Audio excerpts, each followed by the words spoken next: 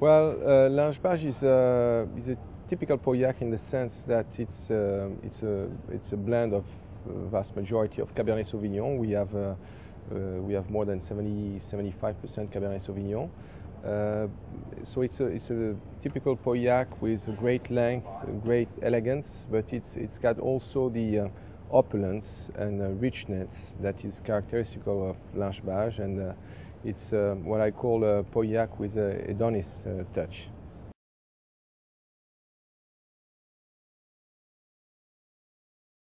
Well, 2010 is a highly acclaimed vintage. It came after 09, which was another very highly acclaimed vintage. Two very ripe vintage, two vintages of draft during the summer.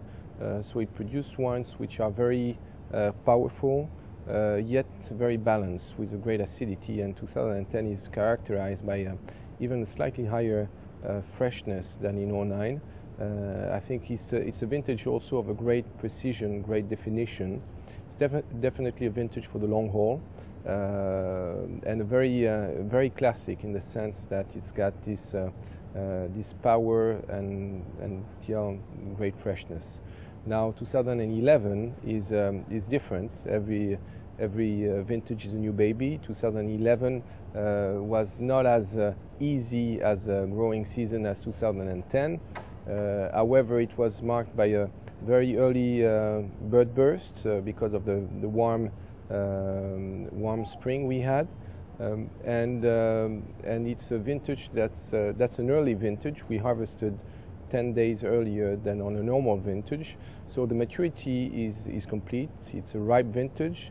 It's got good precision, good fruit, nice tannins. Not the same structure as 2010. But still very nice vintage, so I hope that it will be regarded as such, as a good vintage. 2007 is probably more approachable right now. It's a vintage which has a good. It's a medium-bodied vintage, I would say, compared to 2006, which has got more opulence. But it's also characterized by a great balance, and it's definitely a vintage I enjoy to drink now. It's already approachable, and it will age well. Although I think it's a vintage that will be that's a more medium-term vintage compared to 2006 and 2005, for instance.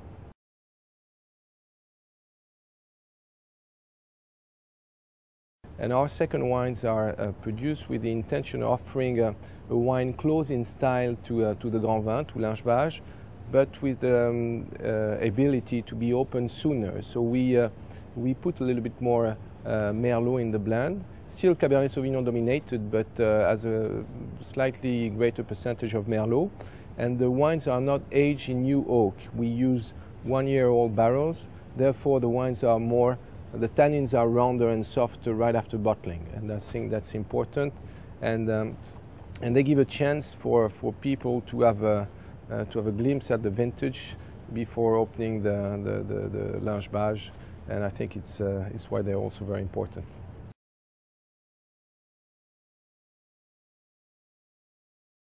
But outside of Bordeaux, really my favorite wines come from the Rhône Valley, northern Rhône, but also Châteauneuf du Pape.